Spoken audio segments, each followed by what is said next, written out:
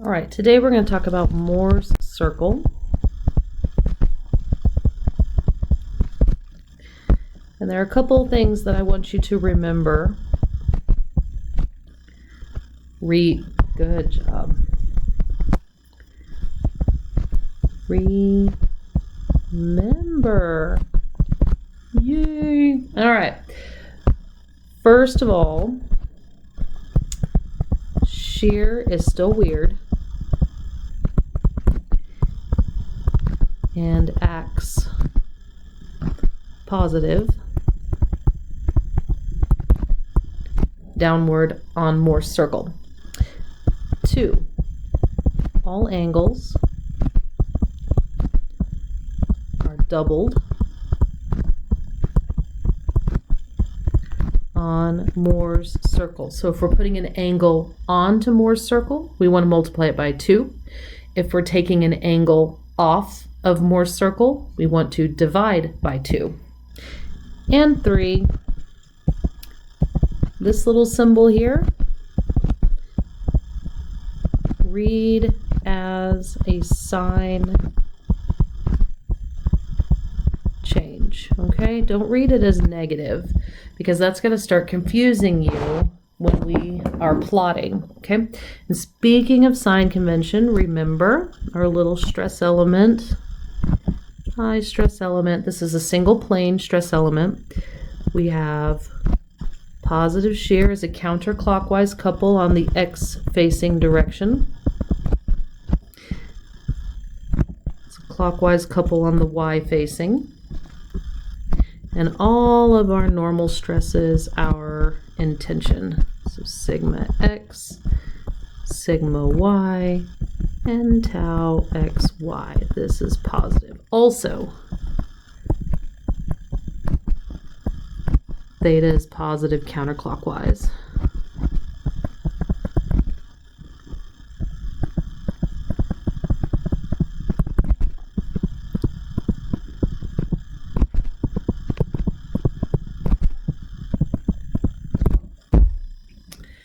All right, remembering these very important facts, we are going to move down here to our first example, which is the first example that we did with the equation lecture, okay? Because I want to show you that we get the same answers either way, all right?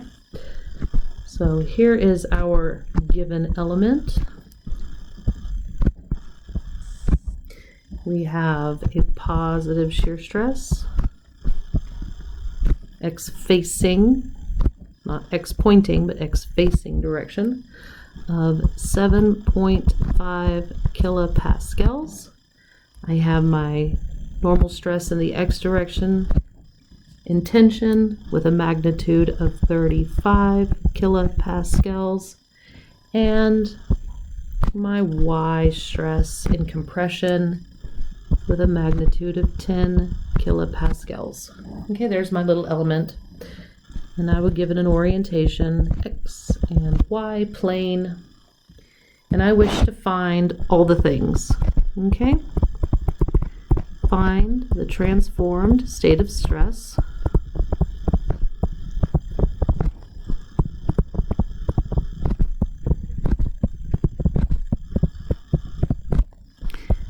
At 20 degrees counterclockwise. I want to find the principal normal stresses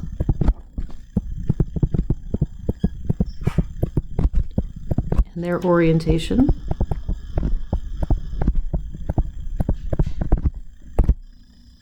I want to find the maximum and plane shear stress.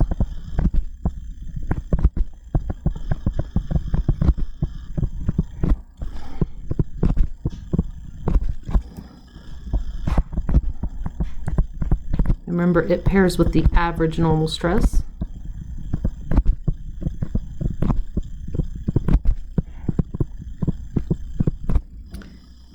And I want their orientation.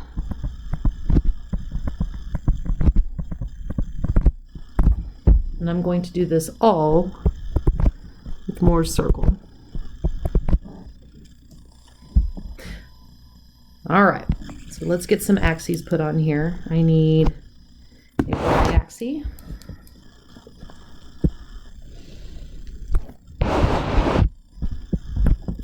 Shear is weird, so that means that it is positive down, tau in kilopascals. Okay, and then my normal,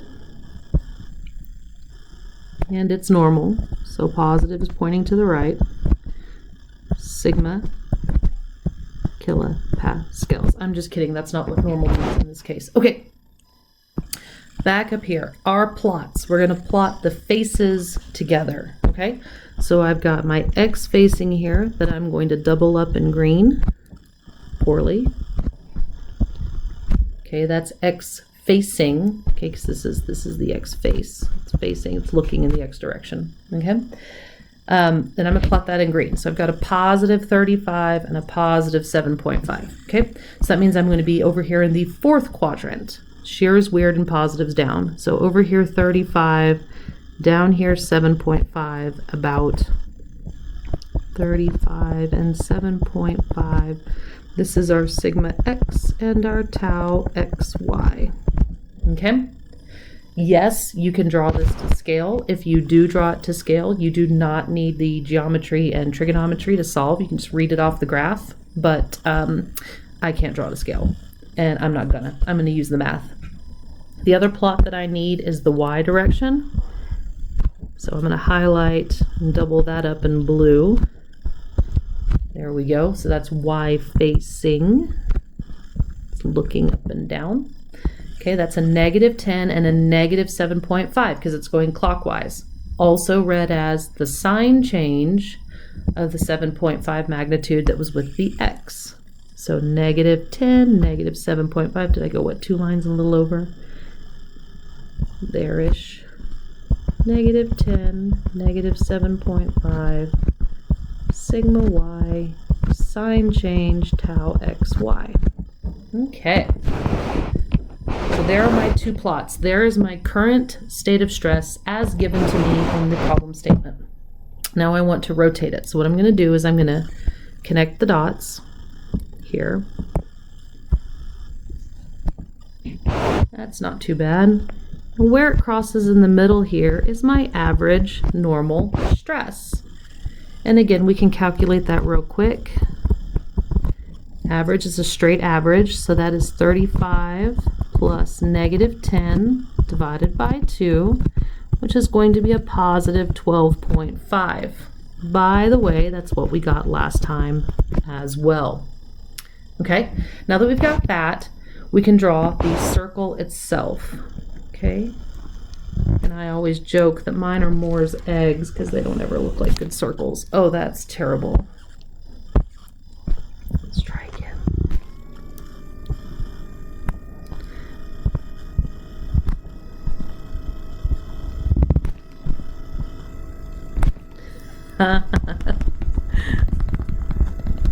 I know, if I was smart, I'd use like graphics or something, but I like y'all to suffer with my drawing. Okay.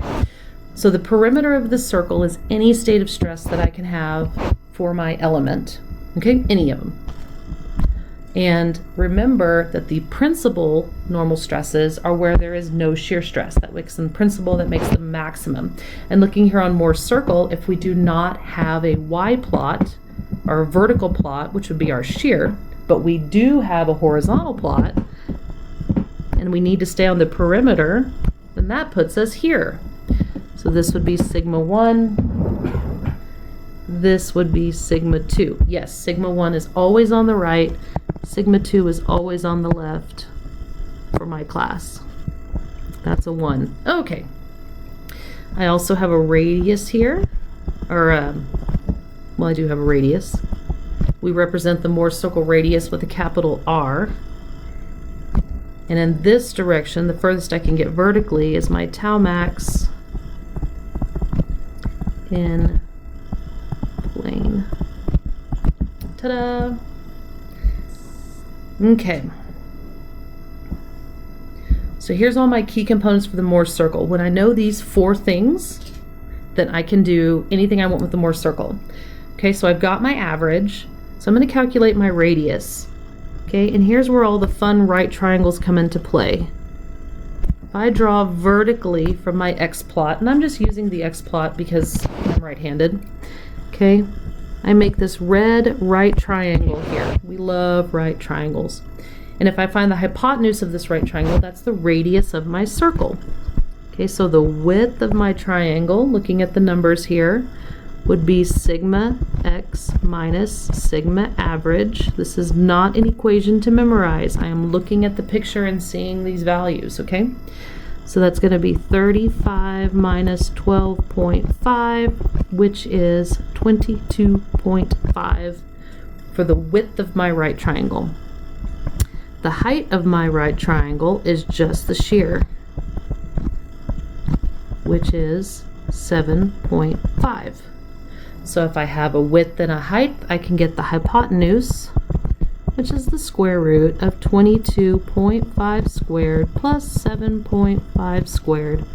Square root the sum of the squares, and we will have a radius of 23.72 in 4 significant digits for my circle. Okay?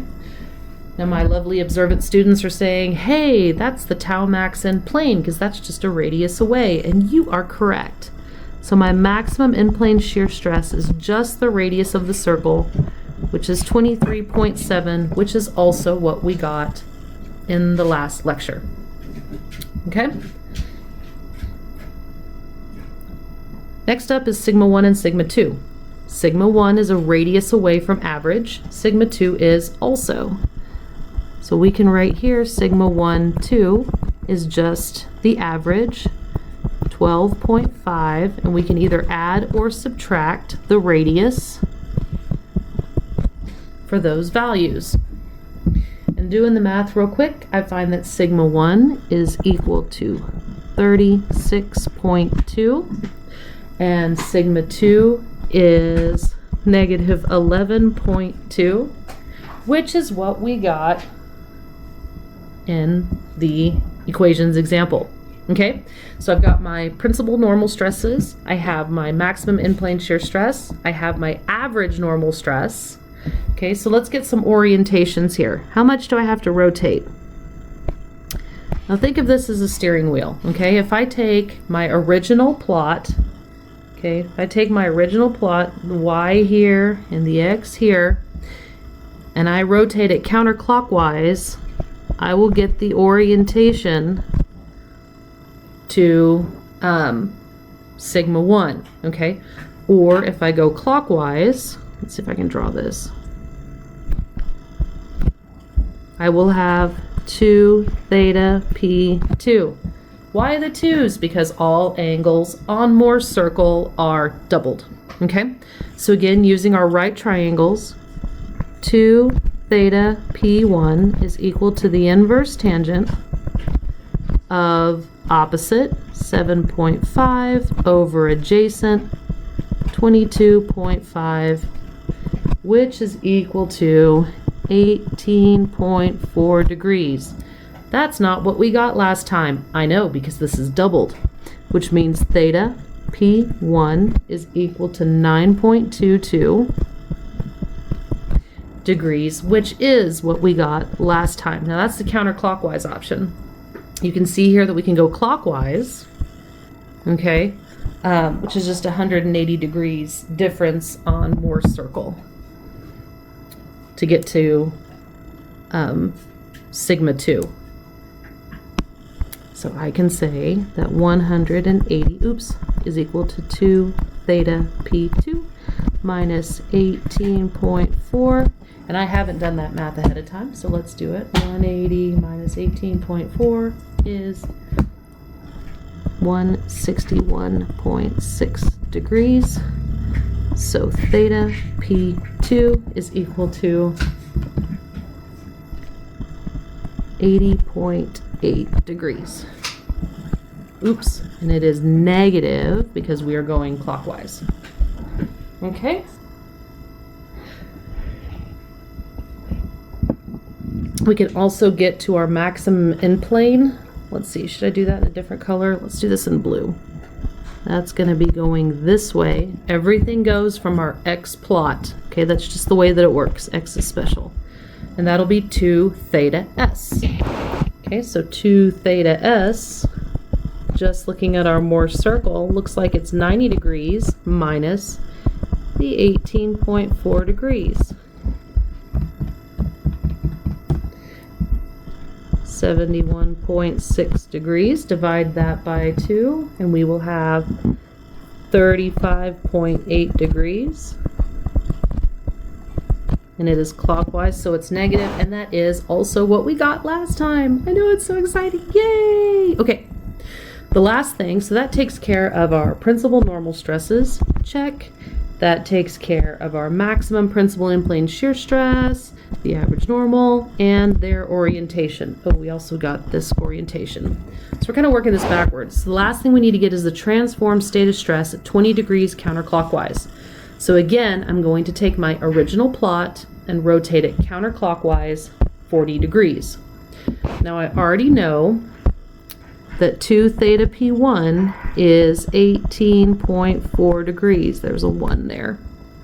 So that means that 40 degrees is going to be somewhere over here. Again, totally drawn to scale. There we go. So this will be my sigma x prime, tau x prime, y prime, which now is in the negative, right, because we're above the line. And then down here is sigma y prime, tau x prime, y prime, and it now has the sign change that's with the x, which is positive.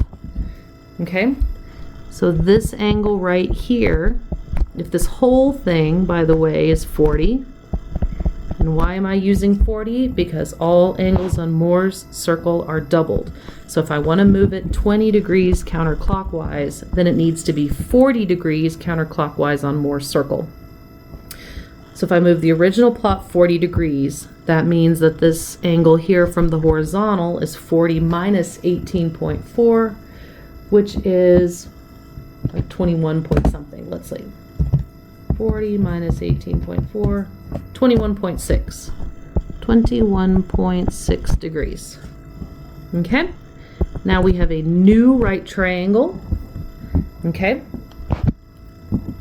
So my sigma x prime is equal to, okay, the average. So that's 12.5 plus, and then I need this horizontal component here to add to it to get there. So that's going to be the cosine of the radius. So 23.72 cosine of 21.6 degrees, which is that leftover from 40 minus 18.4.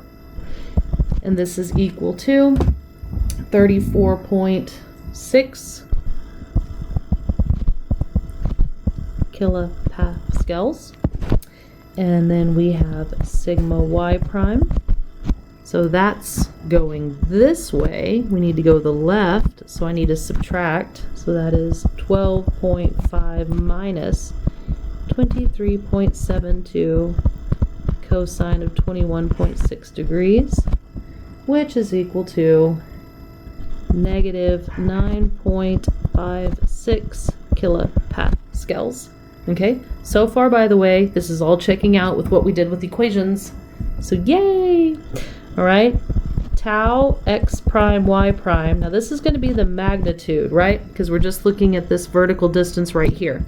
I don't have to add it to anything because it starts at 0. So it is just going to be 23.72 sine of 21.6 degrees. Ooh, cram it all in there. Which is 8.72 kilopascals. And we're going to want to display that with a negative sign because we put it with the x and it's negative with the x component. Again, this matches. So in this one circle without any complex equations, and by the way, the whole point's not memorizing any of these equations. It's using the circle and coordinates to get these equations that I'm writing out here. I get the exact same values as those big old long equations that I will mess up the signs on. So there's our first example, and it does check out with the equations.